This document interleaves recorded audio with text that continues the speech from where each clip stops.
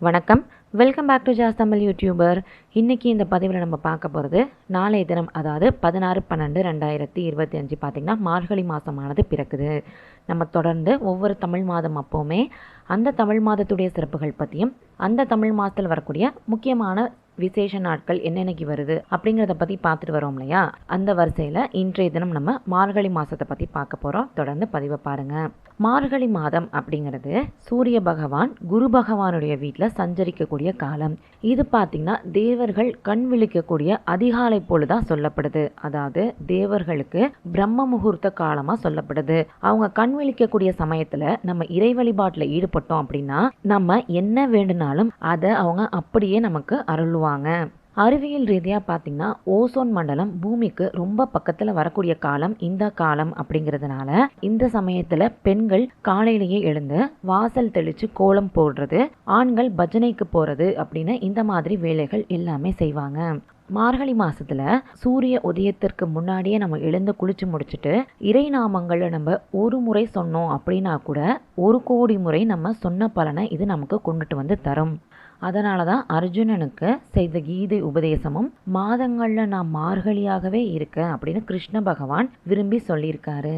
இவ்வளவு சிறப்புகள் கொண்ட இந்த மார்கழியில் பார்த்தீங்கன்னா திருமணங்கள் செய்கிறது கிடையாது. ஏன் அப்படின்னு பார்த்தீங்கன்னா ஒரு வருஷம் முடிஞ்சு அடுத்த வருஷம் நம்ம அடியெடுத்து வைக்கிறதுக்கு வழிபாடுகள் நம்ம செய்யணும். அதுக்காகவே நம்ம வச்சிருக்கக்கூடிய மாதம் தான் இந்த மார்கழி மாதம். அதனால தான் நம்மளுடைய முன்னோர்கள் சுப நிகழ்ச்சிகள், திருமணம், விதை விதைக்கிறது இந்த மாதிரி பணிகள் எல்லாத்தையும் இந்த மாசத்துல தவிர்த்து வச்சிருக்காங்க. இது நம்மளை மட்டும் இல்லாம நம்மளுடைய ஆத்மாவையுமே எழுப்பக்கூடிய மாதம் அப்படிங்கிறதுல எந்த ஒரு சந்தேகமுமே கிடையாது. மார்கழி மாசத்துல சூரிய பகவான் குரு பகவானுடைய வீட்டில் சஞ்சரிக்கக்கூடிய காலம் அப்படிங்கிறதுனால இது தேவர்கள் கண் விழிக்கும் அதிகாலை பொழுதா சொல்லப்படுது இல்லையா. அதனால நம்ம மார்கழி மாசத்துல 30 நாட்களுமே காலையில எழுந்து விளக்கேற்றி வழிபாடு செய்யறது ரொம்ப நல்லது. இதை நம்ம பண்றப்ப ஒரு ஆண்டு முழுவதும் நம்ம அதிகாலை வேளையில எழுந்து விளக்கேற்றின பலனை அது நமக்கு கொண்டுட்டு வந்து தரும். ஒருவேளை உங்களால 30 நாட்களுமே விளக்கேற்ற முடியல அப்படின்னாலும் உங்களால முடிஞ்ச நாட்கள்லையாவது அதிகாலை வேளையிலேயே எழுந்து குளிச்சு முடிச்சுட்டு விளக்கேற்றி வழிபாடு செஞ்சுக்கோங்க. நீங்க விளக்கேற்றுறப்போ பார்த்தீங்கன்னா நிலைவாசலுக்கு முன்னாடி ஒரு அகல் விளக்கு வச்சு விளக்கேற்றுங்க. உங்க வீட்டு நிலைவாசல விளக்கேற்றினதுக்கு அப்புறம் தான் வீட்டு பூஜை அறையில விளக்கேற்றணும். விளக்கு ஏற்றி வச்சுட்டு ஏதாவது ஒரு நாமத்தை நீங்கள் குறைஞ்சபட்சம் 9 முறையாவது சொல்லணும். அதே மாதிரி நீங்கள் தீபம் ஏற்றுறப்பவும் பஞ்சு திரி போட்டு நெய்யோ இல்லை நல்லெண்ணெய்யோ ஊற்றி தான் தீபம் ஏற்றணும். மார்கழி மாதத்தில் பார்த்திங்கன்னா உங்கள் வீட்டு பக்கத்தில் இருக்க கோவில்களில் கண்டிப்பாக தனுர் பூஜை செய்வாங்க. இந்த தனுர் பூஜையில் பார்த்திங்கன்னா உங்களுடைய நட்சத்திரம், உங்கள் குடும்பத்தில் இருக்கிறவர்களுடைய நட்சத்திரம் என்னைக்கு வருதோ பார்த்து அந்த நட்சத்திரம் எந்த நாளில் வருதோ அன்றைய தினம் அந்த பூஜையில் நீங்கள் கலந்துக்கோங்க. அந்த நாள் எப்போ வருது அப்படிங்கிறது உங்களுக்கு தெரியணும்னா மறக்காமல் கீழே இருக்க கமெண்ட் பாக்ஸில் எனக்கு தெரியப்படுத்துங்க. என்னென்னைக்கு எந்தெந்த நட்சத்திரங்கள் வருது அப்படிங்கிறதையுமே நான் சொல்கிறேன். பூஜையில் நம்ம கலந்துக்கிட்டு பிரசாதத்தை நம்ம அங்கே கோயிலில் வரக்கூடியவங்களுக்கு நம்ம தரப்ப அந்த அன்னதானம் செஞ்ச பலனை அது நமக்கு தரும். அதனால் இந்த வருஷம் தனுர் பூஜையில் எல்லாருமே கலந்துக்க பாருங்கள். அடுத்து நம்ம இந்த மார்கழி மாதத்தில் வரக்கூடிய முக்கியமான விசேஷ தினங்கள் எப்பப்போ வருது அப்படிங்கிறத பற்றி பார்த்தலாம். தொடர்ந்து பதிவை பாருங்கள்.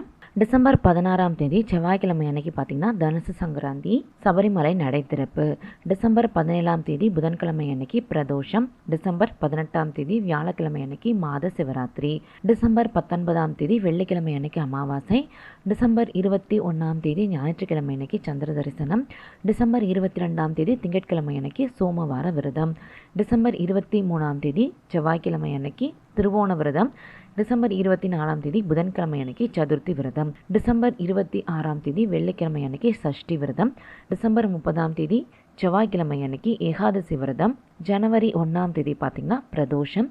ஜனவரி 3ஆம் தேதி சனிக்கிழமை அன்னைக்கு ஆருத்ரா தரிசனம், அதாவது திருவாதிரை நோன்பு பௌர்ணமி விரதம். ஜனவரி 6ஆம் தேதி செவ்வாய்க்கிழமை அன்னைக்கு சங்கடகர சதுர்த்தி விரதம். ஜனவரி 13ஆம் தேதி செவ்வாய்க்கிழமை அன்னைக்கு போகி பண்டிகை. ஜனவரி 14ஆம் தேதி புதன்கிழமை அன்னைக்கு சபரிமலை மகர விளக்கு, அதாவது மகர சங்கராந்தி, ஏகாதசி விரதம். மார்கழி மாத நிறைவும் கூட.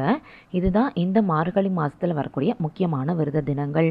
இன்னைக்கு இந்த பதிவில் நம்ம மார்கழி மாதத்துடைய சிறப்புகள் பற்றியும் மார்கழி மாதத்தில் வரக்கூடிய முக்கியமான விரத தினங்கள் என்னென்னைக்கு வருது அப்படிங்கிறத பற்றி தெரிஞ்சுக்கிட்டோம் இல்லையா. தொடர்ந்து அடுத்தடுத்த பதிவுகள் நம்ம மார்கழி மாதத்தை பற்றி பார்க்க போகிறோம். அதனால் நம்ம சேனலை சப்ஸ்கிரைப் பண்ணி வச்சுக்கோங்க.